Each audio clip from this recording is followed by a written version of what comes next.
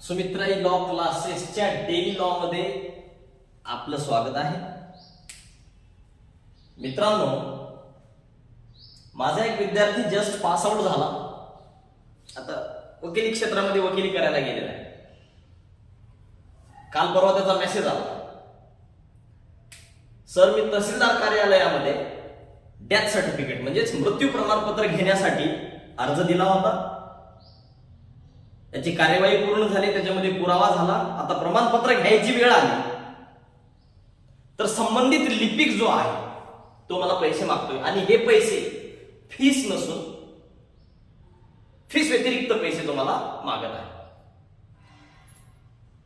आपण बऱ्याच ठिकाणी वाचतो, बऱ्याच लोकांकडून ऐकतो, बऱ्याच पेपरमध्ये आपण बातमी ऐकलेली असते की 2000 साठी तहसीलदाराला पकडलं, तलाट्याला पकडलं.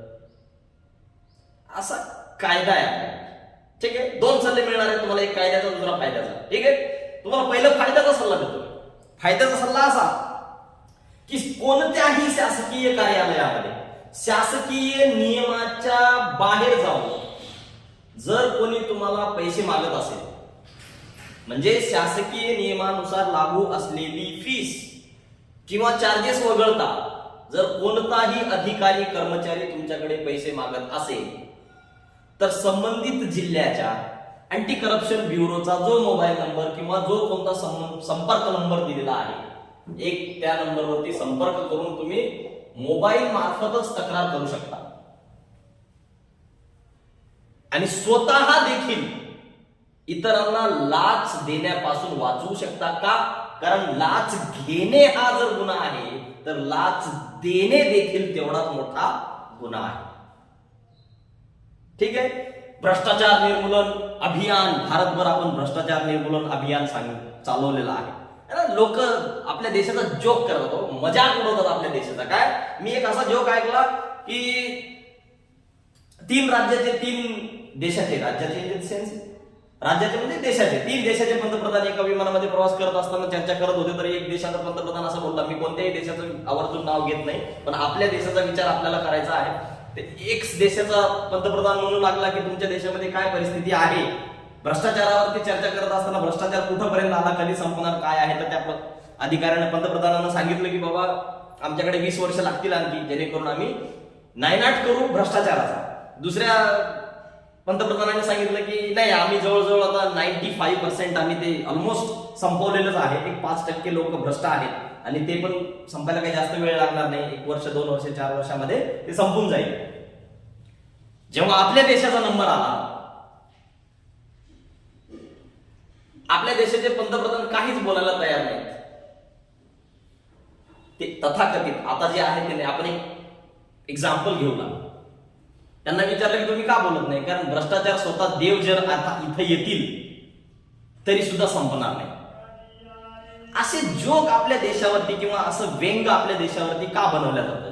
कारण आपल्या देशाची सत्य परिस्थिती ती आहे. सध्याची परिस्थिती ती आहे का ज्यांना 1.5-1.5, 2-2 लाख रुपये पगारी आहेत अशा अधिकाऱ्यांना लाज वाटत नाही. इमोशनल नाही करू लागलो मी तुम्हाला, हे सत्य परिस्थिती सांगितली. सत्य परिस्थिती सांगतोय अनुभवातून. तुम्ही स्वतः देखील, आता हे अनुभवच आहे. माझे विद्यार्थी वकील असून, वकील असताना जर का त्या वकिलाला एक क्लर्क म्हणजेच एक लिपिक जर का त्याला पैसे मागत असेल, एका वकिलाकडून जर पैसे मागत असेल, तर यापेक्षा ही वर्स्ट कंडिशन आपल्या देशाची काय असू शकते. त्यासाठी आपल्याला काय करायचंय, फायद्याचा सल्ला सांगतो. जो तुम्हाला जर कोणी करप्शन मागितलं तर डायरेक्ट अँटी करप्शन ब्युरोला संपर्क करा, त्याची तक्रार नोंदवा. आपण जे देवाला इथे यायची गरज नाहीये असं का लोक म्हणतात, कारण आपण स्वतः जागरूक नाहीये. मी माझं काम जर तहसील कार्यालयामध्ये, जिल्हाधिकारी कार्यालयामध्ये असेल तर मी 1 महिना चक्कर मारतो. आपल्याला लोकांची मजबुरी पण लक्षात घ्या तुम्ही. लोक का देतात की चला ठीक आहे, तालुक्याला जायचं, मला 40 किलोमीटर तालुका पडतो, 20 किलोमीटर तालुका पडतो, इथून तालुक्याला जायचं तिकीट, यायचं तिकीट, त्या दिवशीचं माझं काम बुडालं म्हणून एक गरीब शेतकरी काय करतो, हे घ्या साहेब 100 रुपये घ्या, पण माझं काम आजच्या आज करून द्या. मजबुरी आहे त्याची. परंतु याचा अर्थ असा होत नाही की तुम्ही गुन्हा करावा. पण याच मजबुरीचा हे निर्लज्ज अधिकारी, मी त्याच अधिकाऱ्यांबद्दल बोलत आहे जे लाच लुचपत घेतात. जे अधिकारी घेत नाही त्यांच्या संबंधित त्यांच्याविषयी आपण कृतज्ञ आहोत. ते आपल्या देशाची ड्युटी बजावत आहेत, त्यांना आपण धन्यवाद देऊ. परंतु जे बिनलाजे जे आहेत, ज्यांना 1.5-1.5, 2-2 लाख रुपये पगारी असून एखाद्या फाटक्या धोत्रामध्ये आलेल्या माणसाला 3,000 रुपये, 2,000 रुपये, 1,000 रुपये, 500 काहीच नाही भेटलं तर 200 रुपये मागतात. लाजा वाटल्या पाहिजे तुम्हाला. याच्यामुळं आपला देश हळूहळू प्रगतीपथावर आहे. तर आपण कधीच प्रगत राष्ट्र म्हणून उदयास आलो असतो. आता विकसनशील देशामध्ये आपली नोंद होण्यामध्ये किंवा विकसनशील असण्यामागं हे अधिकारी जे लाच घेतात ते तेवढेच जबाबदार आहेत. ठीक आहे, मग आपलं काम काय आहे? किंवा आता हा झाला फायद्याचा सल्ला. तुम्हाला कायद्याचा सल्ला सांगतोय की का कायद्यानं गुन्हा आहे का? Prevention of corruption act 1988, prevention of corruption act असा कायदा आहे. लाचलुचपत प्रतिबंध अधिनियम.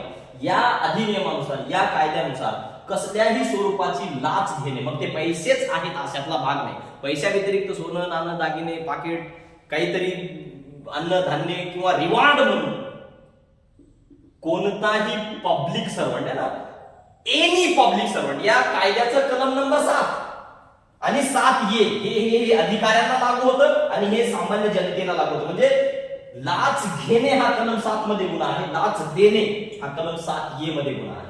कलम 7 सेक्शन नंबर 7 काय सांगते की एनी पब्लिक सर्वंट, म्हणजे पब्लिक सर्वंटची व्याख्या तुम्ही समजून घेऊ नका, थोडक्यात शासकीय किंवा निमशासकीय अधिकारी हे पब्लिक सर्वंटच्या व्याख्येमध्ये येतात. म्हणजे कोणत्याही शासकीय कार्यालयात काम करणारे अधिकारी कर्मचारी यांनी जर का लाच घेतली, म्हणजे अनड्यू ऍडव्हान्टेज घेतलं, म्हणजे पैसा धरा किंवा इतर कोणती मालमत्ता धरा, धनसंपत्ती म्हणा, अनड्यू ऍडव्हान्टेज घेत असेल कशासाठी? त्याची पब्लिक ड्युटी परफॉर्म करण्यासाठी, जी की कायद्यानं त्याला घालून दिलेली ड्युटी आहे किंवा त्याचं कर्तव्य आहे, त्याची नोकरीच आहे.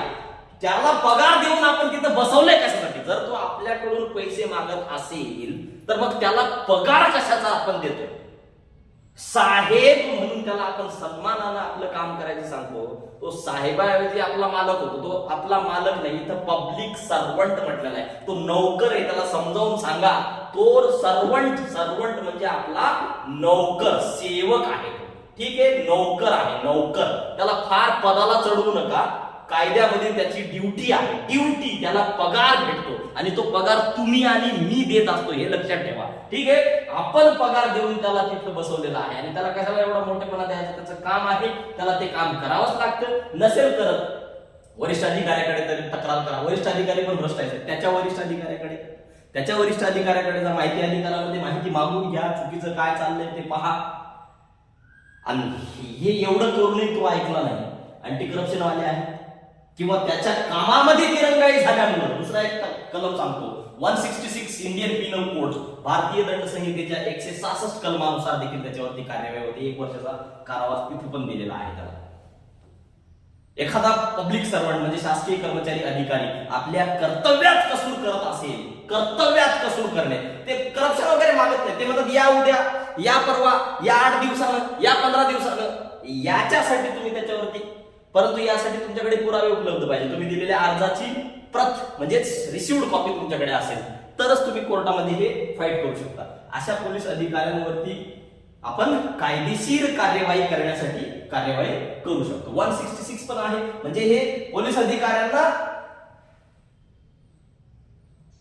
आपण कलम सांगायची गरज नाही, त्यांना ते माहिती असतं. फक्त तिथपर्यंत आपण जाणे आणि त्यांच्याकडे FIR नोंदवणे हे आपलं कर्तव्य आहे. आपण हे करत नाही म्हणून लोक भ्रष्टाचार करतात आणि त्याचा सगळ्यांनाच आपल्याला नुकसान सहन करावं लागतं. ठीक आहे, म्हणून या कायद्याबद्दल एवढीच माहिती मी तुम्हाला दिलेली आहे. त्याच्या व्यतिरिक्त जर तुम्हाला अधिक माहिती पाहिजे असेल तर तुम्ही अवश्य कमेंट बॉक्समध्ये कमेंट द्या किंवा इतर कोणत्या विषयावर व्हिडिओ बनवायचा असेल तर तो देखील सांगा. डेली लॉ मध्ये आपण त्या विषयावर देखील कायदेशीर आणि फायदेशीर चर्चा करू. धन्यवाद.